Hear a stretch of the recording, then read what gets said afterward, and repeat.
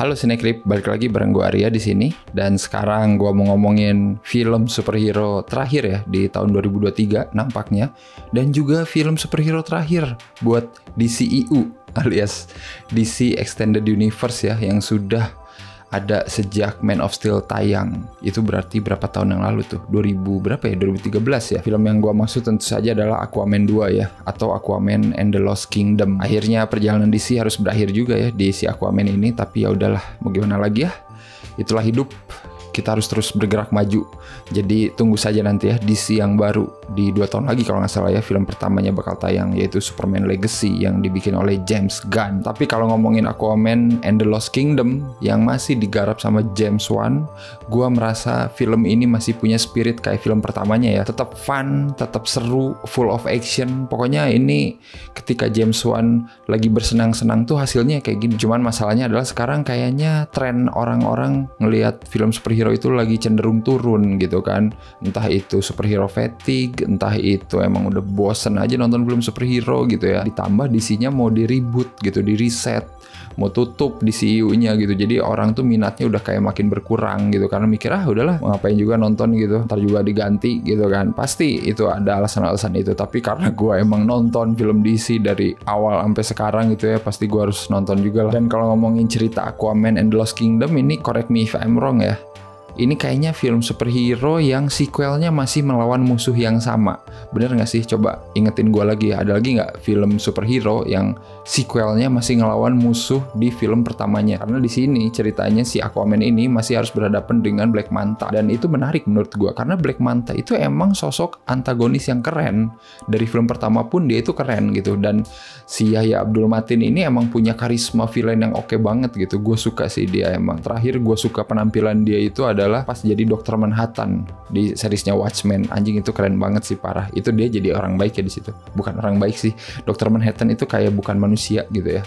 Pokoknya gitulah. Tapi intinya Yahya Abdul Mateen itu punya karisma dan dia bisa gitu ngeluarin sisi baik, musisi jahat itu bisa. Dan di film ini dia membuktikan itu sekali lagi. Dan ceritanya di sini tuh lebih kompleks karena sekarang Aquaman-nya udah punya anak. Dan ini yang menurut gua agak lucu ya di film ini, karena kita tahu sendiri lah ya. Buat yang belum tahu, Amber Heard itu kan sempat kena kasus ya, kasus abusive gitu kan. Dan emang udah dibuktikan juga di pengadilan gitu. Dan emang banyak yang mengecam dia kenapa balik lagi ya di Aquaman The Lost Kingdom ini. Gua ngerti sih, pasti banyak tekanan itu gitu. Dan di sini kelihatan banget di film ini gitu. Porsi merah di sini tuh kayak agak dikurangin gitu. Jadi kayak aneh aja di awal-awal tuh gue ngeliat Aquaman ngurus anaknya gitu ya, tapi si merah ini jarang keluar gitu. Adalah keluar 1-2 kali doang gitu. Terus nanti dia hilang di tengah, nanti balik lagi di akhir gitu. Jadi kayak kerasa banget filmnya gimana ya, kayak pengen menghindari porsi merah terlalu banyak. Dan setelah Aquaman punya anak ini, dia kan jadi Raja Atlantis ya, tentu saja, karena terakhir dia udah ngalahin Orm alias Ocean Master ya.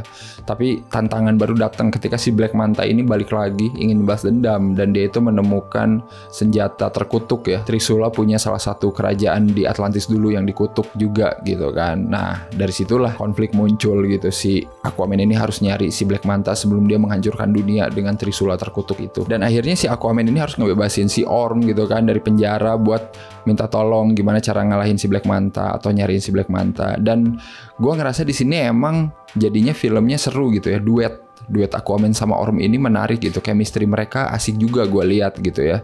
Karena si Jason Momoa, Patrick Wilson itu kayak dua karakter yang bertolak belakang. Tapi di sini gue ngelihat mereka tektokannya masuk lah. Meskipun ya ada beberapa jokes di antara mereka yang emang kayak trying too hard biar lucu gitu. Tapi nggak juga gitu. Jadi ya udahlah. Dan dengan durasi yang lebih pendek dari film pertama ya. Film pertama itu kan 2 jam 20 menit lah. Pokoknya hampir 2,5 jam gitu.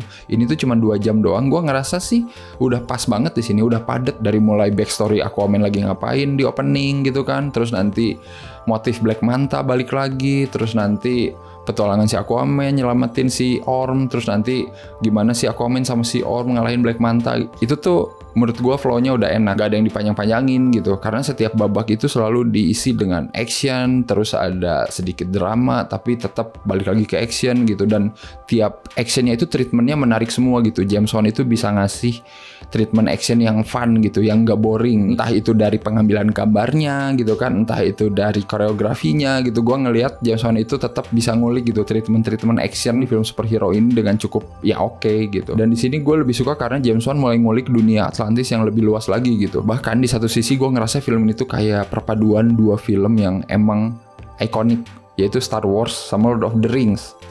Pokoknya kalau lu nonton ntar ada bagian si Aquaman sama si Orm ini datang ke tempat para perompak kayak di planet Tatooine, yang pas bagian si Luke masuk ke bar terus banyak orang-orang alien gitu kan nyanyi, terus ada Jabba the Hutt. Nah nanti di sini juga ada yang kayak gitu mirip asli. Itu gue langsung kayak anjing, ini James Wan kayak masang tribut gitu buat Star Wars, karena ini tuh kayak sci-fi tapi di bawah laut. Terus nanti ngomongin Lord of the Ring. Nah ini nih musuhnya itu nanti gitu ya, yang ngerasukin si Black Manta, kerajaan yang terkutuk itu rajanya mirip Sauron anjing.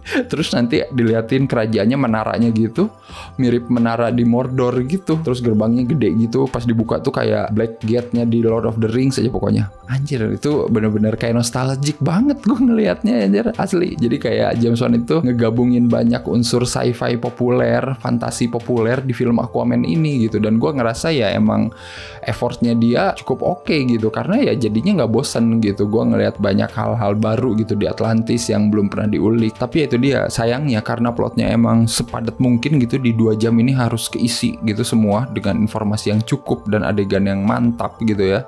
Ada beberapa momen yang menurut gue harusnya bisa lebih santai lagi lah, kayak nanti momen ketika si Black Manta nyerang bapaknya si Aquaman gitu ya di daratan. Itu menurut gue di sini kayak terlalu cepet aja, kurang emosional menurut gue. Itu harusnya kayak bisa ya ditambahin lagi beberapa menit sedikit lah biar lebih oke gitu. Padahal itu udah bagus banget setupnya gitu ya. Itu momen James Wan mempraktekkan kepiawaiannya bikin horor tuh, nanti lo lihat sendiri gitu ya, ketika bapaknya mau disergap Black Mantanya itu dari kegelapan, tapi nanti yang nongol matanya dulu warna merah. Anjing, itu baru tuh James Wan banget asli. Selain itu juga ada beberapa momen yang emang kerasanya emang kayak terlalu cepet. Apakah ini efek karena merah juga gitu ya? Karena merah harus tidak banyak screen time gitu, jadi momen dia nolongin anaknya sendiri pun jadi terlihat biasa aja gitu, kayak tidak emosional, padahal kan itu anaknya. Tapi ya udah lah ya, itu kan faktor eksternal, emang harus kayak gitu kali, harus di-cut. Editingnya agak-agak aneh, nanti ada adegan si Aquaman-nya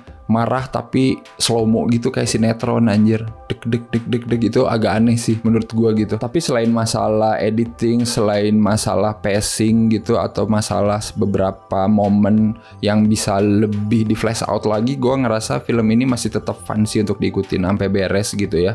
Mungkin di sini lebih campy, malah lebih funnya itu lebih bego dari film pertama ya. Tapi maksudnya bukan bego-bego yang Thor Love and Thunder gitu, bukan. Cuman di sini gua ngelihatnya kayak lebih have fun aja si James Wan gitu, ngolah si materi Aquaman ini biar tetap seru diikutin gitu dari awal sampai akhir gitu. Jadi guanya juga nggak ngerasa capek gitu, karena selalu bisa ngasih action, ngasih komedi, meskipun ya tidak semuanya hit gitu kan, ada yang miss juga gitu, tapi ya itu nggak banyak. Dan sayangnya ya karena ini film terakhir gitu ya, gue menyayangkan kenapa WB tidak ingin gitu ya kasihlah cameo gitu ya beberapa di akhir. Soalnya di akhir itu ada momen yang menurut gue pas banget buat masukin cameo, walaupun hanya sedetik 2 detik. Pokoknya adalah momen terakhir di mana Aquaman pidato gitu ya di permukaan. Itu kan kayak momen Wakandanya lah anjir, momen Wakanda forever lah pokoknya di situ ya. Itu tuh harusnya ada kayak sekelebat Bruce Wayne lagi lewat gitu kan, lagi jalan terus ngelihat oh oke gitu, atau apa kayak gitu, Wonder Woman lagi nonton TV ya, atau Flash lagi ngapain